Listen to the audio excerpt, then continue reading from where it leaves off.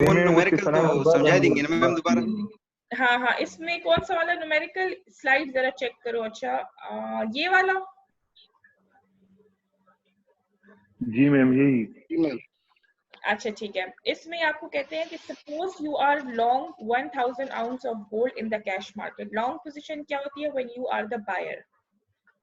तो ये कहते हैं कि आपने कैश मार्केट में, मतलब आपने ऑन स्पॉट मार्केट में 1000 आउंसेस ऑफ गोल्ड खरीदना है। There are 100 ounce of gold पर फ्यूचर्स कॉन्ट्रैक्ट। आपको 1000 आउंस खरीदना है in cash market which is a spot market, और फ्यूचर मार्केट में 100 आउंसेस के कॉन्ट्रैक्ट्स अवेलेबल है, which means कि फ्यूचर्स मार्केट में कोई भी 1000 आउंसेस वाला कॉन्ट्रैक्ट नहीं है, 100 वाले अवेलेबल है, which means कि आपको 10 कॉन्ट्रैक्ट लेने होंगे। ठीक है, फिर आपको कहते हैं for every $1 change in the futures market the cash market changes by 0.9। तो अगर फ्यूचर्स मार्केट में $1 का चेंज आता है तो कैश मार्केट यानी ऑन स्पॉट मार्केट में $0.9 का चेंज आता है, विच मीन्स के अगर 100% चेंज आ रहा है फ्यूचर्स मार्केट में तो कैश मार्केट में 90% चेंज आएगा। You want to engage in a risk minimising hedge. ठीक है, अब आप हेज करना चाहते हैं। अब आप कैसे हेज करोगे? What position should you take in the futures contract, long position, short position, and how many contract should you use. अच्छा, वैसे तो मैं अक्ल ये कहती है कि आपको 10 कॉन्ट्रैक्ट्स यूज करने चाहिए ना, क्योंकि आपको 1000 आउंस के करने और 100 का एक कॉन्ट्रैक्ट है तो ऑफ कोर्स 10 कर लो।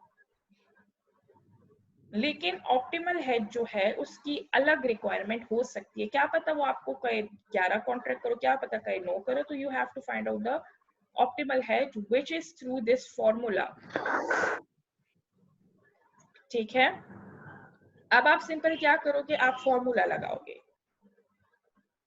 QS जो है वो आपको गिवन है quantity in spot market which is 1000, quantity in future market भी आपको गिवन है विच इज 100। ठीक है, why 100? क्योंकि 1000 आउंसेस के लिए आपको $100 का या 100 आउंसेस का एक फ्यूचर कॉन्ट्रैक्ट अवेलेबल है। तो स्पॉट में 1000 का खट्टा भी आप ले सकते हो, फ्यूचर्स में आपको 100 करके लेना पड़ेगा। Change in spot price is 0.1 and change in future price is 1। तो वो तो आपको पहले ही गिवन है कि अगर फ्यूचर में $1 का चेंज आएगा तो स्पॉट में 0.9 का आएगा, तो वो तो आपको ऑलरेडी पीछे डाटा में गिवन है। तो इसका आंसर क्या है? 9। अब आपको इसमें क्या नहीं समझ आई?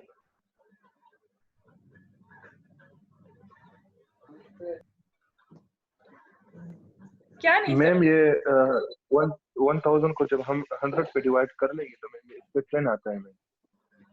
हाँ ठीक है,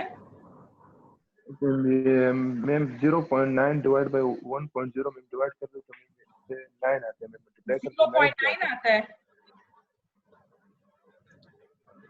0.9 को 1 पे डिवाइड करो तो क्या आता है? 0.9 आता है ना। जो भी चीज 1 पे डिवाइड होती है तो वो वही रह जाती है ना।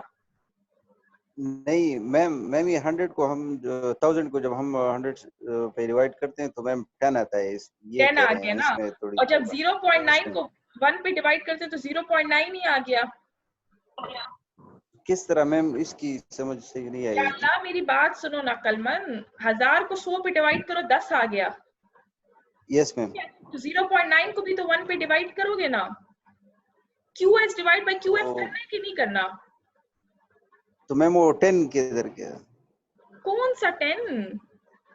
ये 1000 का कह रहा हूँ मैम, इससे जो 10 आया है इस। या अल्लाह, ये पूरा फॉर्मूला है। इसमें QS बाय QF करना है, जो आंसर आए उसको मल्टीप्लाई करना है अगले वाले टर्म से।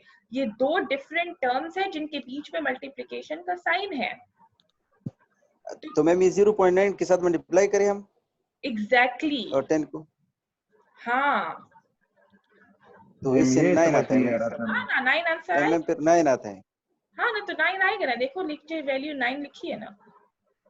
तो मैम ये 1.0 इसको क्या करें? इसके फिर से देखो डिवाइड करें? या अल्लाह, मेरी बात सुनो हौसला। 1.0 इज 1 ना। तो आप किसी भी चीज को बेटा, मुझे जरा बात करने का मौका दें प्लीज। 1.0 इज 1 ना। तो आप 0.9 को 1 पे डिवाइड करोगे तो 0.9 ही आंसर आएगा ना। आप 1000 को भी 1 पे डिवाइड करो, आंसर 1000 ही आएगा। आप 1 लाख को भी 1 पे डिवाइड करो, आंसर 1 लाख ही आएगा। तो आप 0.9 को 1 पे डिवाइड करो, वही 0.9 आंसर आएगा। उसको मल्टीप्लाई कर दो 10 के साथ, 9 आंसर आ गया। ये तो सिंपल मल्टीप्लिकेशन है जो हम 2-3 के बच्चों को सिखाते हैं, बल्कि मेरे ख्याल से 1 में भी मल्टीप्लिकेशन सिखा देते हैं प्लस माइनस के बाद। मैम 10 को हम पहले 0.9 के साथ मल्टीप्लाई करेंगे, उसके बाद 1.0 से डिवाइड करेंगे। इस तरह like that. No, this is, ya Allah. Should I teach you basic multiplication now? 1000 को 100 पे डिवाइड करो, 10 आया। 10 को साइड पे रख दो। 0.9 को 1 पे डिवाइड करो तो 0.9 आएगा। दोनों टर्म्स के अलग अलग आंसर निकालो जो ब्रैकेट में है, उनको आपस में मल्टीप्लाई। एक तरफ 10 आ गया, दूसरी तरफ 0.9 आ गया, उसको फिर आपस में मल्टीप्लाई किया तो फिर 9 आ गया। एग्जैक्टली। Yes ma'am. ठीक है। अच्छा मैम, ये कंफ्यूजन अलग, ये एक और कंफ्यूजन में मैम, ये जो 1000 और 100 है बशीर, ये क्यों एस का और क्यों एफ का वैल्यू है, और ये जो 0.9 है और 1.0 है, ये डेल्टा एस और डेल्टा एफ की वैल्यू है। तो हाँ ना। अच्छा, यस मैम, इसमें ये- थोड़ी कंफ्यूजन थी सॉल्व करने में, फिर चलो अभी क्लियर हो गया। चलो, अभी तो सॉल्व हो गया ना। क्या कह सकती हूँ, ठीक है, बस समझ आ गई तो ठीक है। ओके, आगे जाएं। Yes ma'am.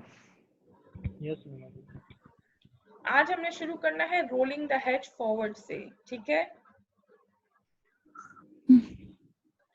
What is rolling the hedge forward? Rolling the hedge forward का ये मतलब है कि आप जो हो एक हेज करते हो और फिर आप साथ में दूसरा हेज भी करते हो। मतलब इसकी मिसाल ऐसे, जैसे आप शॉर्ट टर्म लोन लो 3-4, आप चाहे 1 साल का पूरा लॉन्ग टर्म लोन लेने के आप 3-3 महीने के शॉर्ट टर्म लोन्स ले लो, ठीक है।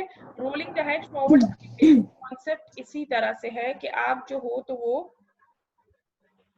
2-2 महीने के लिए हेजिंग कर रहे हो। मतलब पहले 2 महीने का कॉन्ट्रैक्ट किया, फिर 2 महीने का, इस तरह से। इसको कहते हैं रोलिंग द हेज फॉरवर्ड, कि आप एक कॉन्ट्रैक्ट करते हो, फिर वो जिधर खत्म होता है वहीं से अगला शुरू करते हो, फिर वो जिधर खत्म होता है उससे अगला शुरू करते हो, ठीक है। यहाँ तक समझ आ गई? Yes ma'am. अभी आपको कहते हैं कि sometimes the expiration date of the hedge is later than the delivery dates of all the futures, ठीक है। ये आपको कहते हैं कभी कभी क्या होता है कि जो हेजिंग जो आपने की हुई है उसकी जो एक्सपायरेशन डेट है वो बाद में है और डिलीवरी डेट्स जो है वो पहले हैं, ठीक है। फॉर एग्जाम्पल देखो, आप जो भी फ्यूचर कॉन्ट्रैक्ट करते हो उसमें आपको गिवन होता है कि ये कॉन्ट्रैक्ट जो है इस पे डिलीवरी आपको चीज की कब मिलेगी और फिर ये कॉन्ट्रैक्ट एक्सपायर कब होगा, ठीक है। तो ये आपके पास सारी इंफॉर्मेशन दी होती है। फॉर एग्जाम्पल अगर आपने गोल्ड का कॉन्ट्रैक्ट किया है तो ये चीज गिवन होती है कि इस गोल्ड की डिलीवरी आपको होगी, फॉर एग्जाम्पल ये मई का महीना है ना, आपको 28 मई को इसकी डिलीवरी हो जाएगी गोल्ड की, और कॉन्ट्रैक्ट 31 मई को एक्सपायर होगा, या 5 जून को, या 2 जून, जब भी एक्सपायर होगा, लेकिन डिलीवरी डेट पहले है और कॉन्ट्रैक्ट एक्सपायर बाद में होगा। यहाँ तक समझ आ गई? जी मैम। इस केस में आप क्या करते हो, आप कहते हो कि यार डिलीवरी डेट पहले है और कॉन्ट्रैक्ट जो है वो बाद में एक्सपायर हो रहा है, मुझे डिलीवरी जो है चीज वो पहले नहीं चाहिए, मुझे बाद में चाहिए। तो ये फ्यूचर या फॉरवर्ड कॉन्ट्रैक्ट मेरे लिए बिल्कुल मुनासिब है, लेकिन ये मुझे चीज 28 मई को डिलीवर करे, मुझे 28 मई को नहीं चाहिए, मुझे ये चीज चाहिए 31 मई को या 2 जून को। तो अब मैं क्या करूँ? द हेजर, जो बंदा हेज कर रहा है, must then roll the hedge forward by closing out one futures contract and taking the same position in a futures contract with a later delivery date, ठीक है।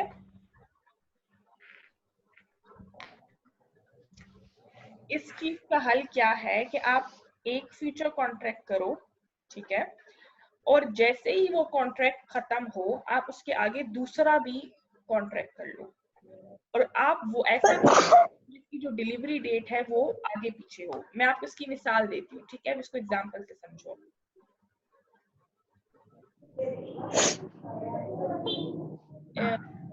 बंद कर दे माइक सब। इसकी मिसाल ऐसे है जैसे एक बंदा है, ठीक है, उसकी शादी है नवंबर में। अब हमें तो पता है कि गोल्ड की प्राइस आजकल बहुत ज्यादा फ्लक्चुएट कर रही है, यानी कभी 1 लाख होगी, कभी 1,00,000 होगी, कभी 90s में आएगी। बंदे को नहीं पता कि जब मेरी शादी होगी नवंबर में तब उस वक्त गोल्ड रेट्स क्या चल रहे हैं। तो एक तरफ वो बंदा जो है वो अपने आप को गोल्ड से की प्राइस चेंज से प्रोटेक्ट भी करना चाहता है, और दूसरी तरफ वो ये भी नहीं चाहता कि मैं अभी से गोल्ड लेके रख दूं क्योंकि पैसे नहीं है या जो भी मसला है। वो कहता है मैं अभी से गोल्ड लेकर नहीं रखता, मुझे नवंबर के आसपास ही गोल्ड चाहिए जब मेरी शादी है।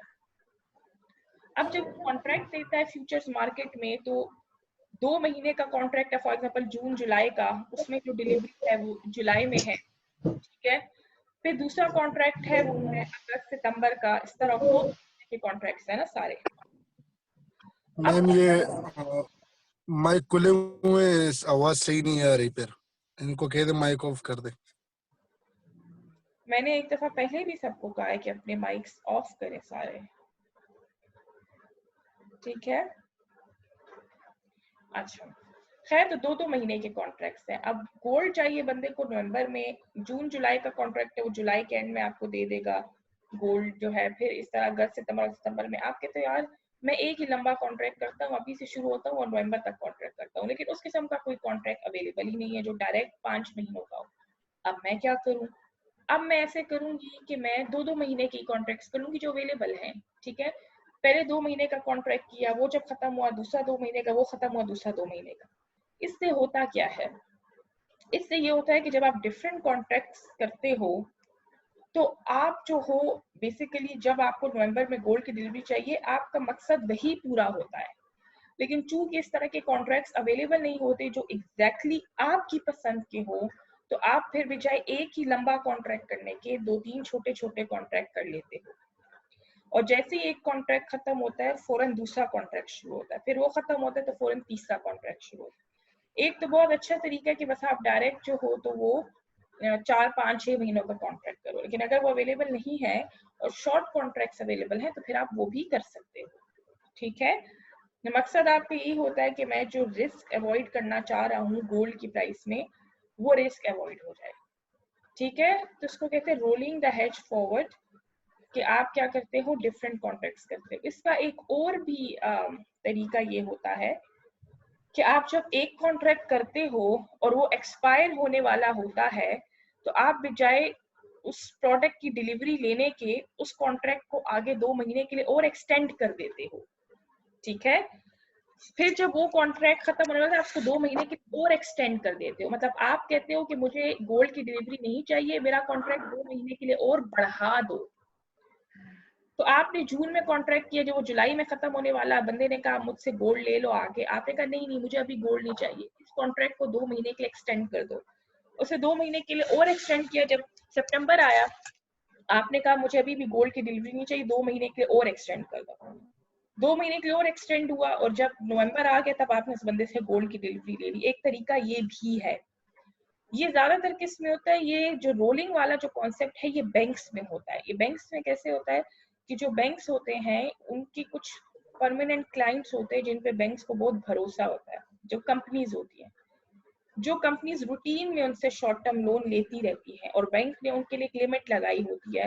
अगर अच्छी कंपनी है उसने हमेशा टाइम पे लोन वापस किया है, प्रॉफिटेबल कंपनी है, बड़ा मुनाफा कमाती है, सारी चीजें उसमें बहुत अच्छी अच्छी सब खूबियां हैं, तो बैंक क्या करता है उसके लिए एक लिमिट लगा देता है कि मैं तुम्हें साल में फॉर एग्जांपल 1 करोड़ रुपए का शॉर्ट टर्म लोन दूंगा। अब तुम्हारी मर्जी है कि तुम वो इकट्ठा लेते हो कि तुम वो थोड़ा थोड़ा करके लेते हो, ठीक है। तो अब कंपनी ने क्या किया, उसने पहले लोन लिया, ठीक है। जब 2 महीने खत्म होने वाले लोन को, ऑफ कोर्स जब लोन की डेट करीब आती है खत्म होने की तो आपको सारे पैसे पे करने होते हैं जिसको हम प्रिंसिपल कहते हैं, ठीक है। सो यू हैव टू पे द प्रिंसिपल जब लोन एक्सपायर होने वाला होता है। तो जब लोन एक्सपायर होने वाला है आप बजाय प्रिंसिपल पे करने के आप उसको 2 महीने के लिए और बढ़ा लेते हो, ठीक है। फिर जब 2 महीने खत्म होने आप उसको और एक्सटेंड कर लेते हो, इसको भी कहते हैं ये जो ये रोलिंग वाला कॉन्सेप्ट है, ठीक है। इससे क्या होता है कि बंदा जो है उसको थोड़ा सा और टाइम मिल जाता है अपना लोन पे करने के लिए, और बैंक इस चीज को उससे अलाउ करता है क्योंकि उसका अच्छा लॉयल कस्टमर है और बैंक को उसके ऊपर 100% ट्रस्ट है। तो ये आपको फॉरवर्ड कॉन्ट्रैक्ट्स में भी ये तरीका समझा रहे हैं कि अगर आपको डिलीवरी चीज की लेट चाहिए और कॉन्ट्रैक्ट पहले एक्सपायर हो रहा है, आपको डिलीवरी जो है वो कॉन्ट्रैक्ट की एक्सपायरेशन से पहले की डेट पे नहीं चाहिए, आपको बाद में चाहिए। तो आप क्या करते हो कि आप कॉन्ट्रैक्ट कर लेते हो क्योंकि और कोई ऑप्शन अवेलेबल नहीं है, आप कॉन्ट्रैक्ट कर लेते हो और जब वो एक्सपायर होने वाला होता है आप उसको वापस 2 महीने के लिए एक्सटेंड कर देते हो, आप एक्सटेंशन ले लेते हो। तो जब वो दोबारा एक्सपायर होता है फिर आप उस वक्त जो है पैसे देकर माल उठा सकते हो। ठीक है, समझ आ गई? Yes ma'am. कोई ऐसा है जिसको मैम समझ? इसमें जो है वो फ्यूचर प्राइस चेंज नहीं होती रहती? जी होती रहती है चेंज, क्यों नहीं होती रहती। तो जिस वक्त उस वक्त जो प्राइस चल रही होती है हर फिर कॉन्ट्रैक्ट के बाद जब वो एक्सपायर होता है तो फिर हाँ हाँ ऑफ कोर्स इसी तरह होता है, क्योंकि देखो कोई भी जो बंदा है ना वो नहीं करेगा, अपना नुकसान नहीं करेगा। अब आपने जिस बंदी से डिलीवरी लेनी थी तो वो अगर आपको ये मौका दे रहा है कि आप एक्सटेंड करो कॉन्ट्रैक्ट, तो अगर उसको नुकसान है मार्केट की निस्बत आपके साथ तो वो आपके साथ एक्सटेंड नहीं करेगा, वो मार्केट की तरफ जाएगा। तो ऑफ कोर्स वो तो प्राइस अपडेट होती है, जो मार्केट में चल रहा है फॉरवर्ड का या फ्यूचर का रेट वही उसी प्राइस पे एक्सटेंशन मिलेगी। ठीक है? यस ठीक है ठीक है। ओके, या आपको क्या कहते हैं, hedges can be rolled forward many times। तो इट्स नॉट लाइक एक दफा मैंने एक्सटेंड कर दिया और बस खत्म, नहीं, आप 2 3 4 दफा भी एक्सटेंड कर सकते हो, but of course you will update the rate as per the market rate and with the willingness of the other party, not just your willingness। ठीक है? Okay, but that would give rise to basis risk। Of course that would give rise to risk। क्यों? जिस वक्त आपने शुरू में 2 महीने का कॉन्ट्रैक्ट किया उस वक्त मार्केट में अलग से फ्यूचर्स और स्पॉट की प्राइस चल रही थी, जब 2 महीने खत्म हुए अब आप एक्सटेंड करने लगे हो, अब डिफरेंट प्राइस चल रही होगी, तो प्राइस तो इमर्ज होगा, वो तो डेफिनेटली होगा। ठीक है?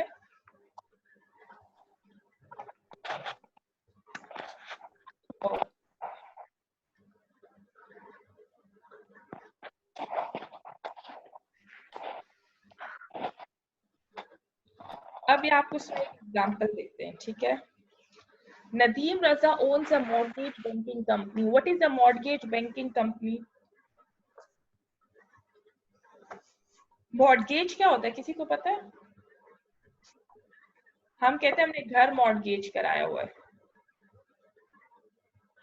गिरवी रखने मैम लोन की बजाय जब आप जो है जमीन गिरवी देते हो। हाँ ठीक है, और ये क्या कॉन्सेप्ट है जो बाहर मुल्कों में होता है कि हमने मॉर्गेज पे करना है, घर का हमने मॉर्गेज पे करना है, वो क्या होता है? वो यही कॉन्सेप्ट है ना कि आपने घर खरीदा होता है फिर आप उसकी इंस्टॉलमेंट्स पे करते हो ना।